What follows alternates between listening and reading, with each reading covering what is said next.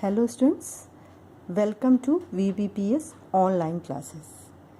Students, in my previous video, I have explained you the lesson 8 question answers. Okay, now today I am going to start the workbook lesson 3 Daddy Takes Us to the Garden. As I have already explained this chapter in your course book. So read this passage yourself and I am going to explain the exercise based on these chapters. Okay students, now come to the exercise A of the workbook, page number 20. Fill in the blanks with the correct answers. Daddy Blake took Hall and Mab to the garden. The wooden frames help hold up the vines. Heavy hailstorms tear the leaves of corn plants to ribbons.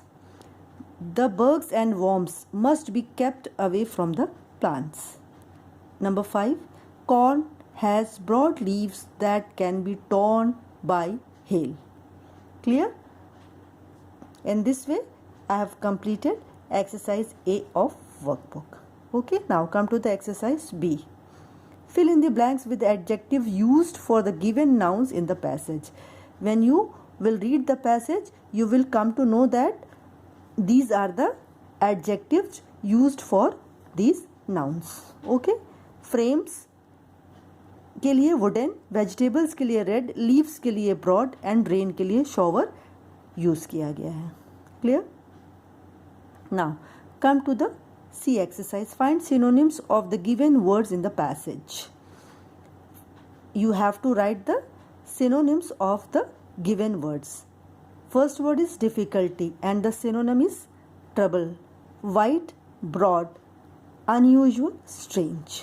Okay, now come to the exercise D.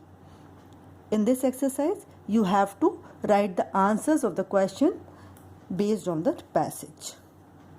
Why was Daddy Blake building little wooden frames in the garden? Daddy Blake was building little frames in the garden to support the vines so that when tomatoes get heavy, vines would not break.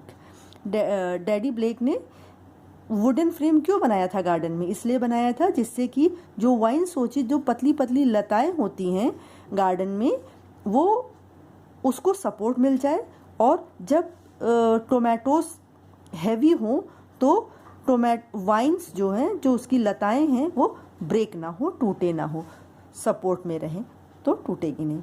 Next है why are hailstorms harmful for plants. As you all know that what is hailstorm. Hailstorms होता है जब heavy rain होती है तो जिसको कि local language में पत्थर पड़ना कहते हैं, तो वो जो बर्फ़ के मोटे मोटे टुकड़े गिरते हैं उसको हेल स्टॉर्म्स कहते हैं, जो कि प्लांट्स के लिए हार्मफुल होते हैं.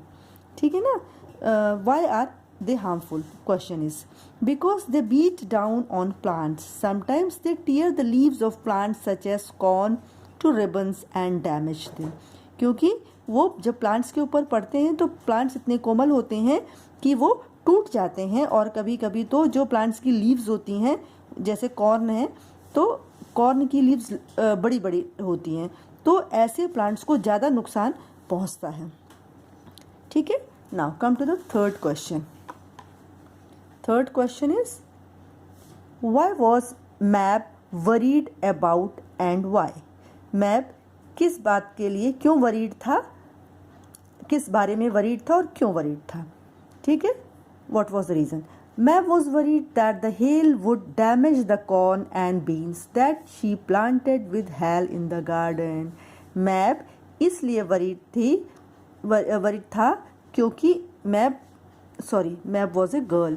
Mab इसलिए वरीड थी क्योंकि उसे लग रहा था जो हेल स्टॉर्म है वो जो है वो डैमेज कर देगी कॉर्न को और बीन्स को, और क्योंकि उसने हॉल अपने भाई के साथ मिलके गार्डन में कॉर्न और बीन्स लगाई थी और उसके डैमेज होने का डर था. Okay students, now tomorrow I will explain the next exercise of workbook. Thank you students for today's video.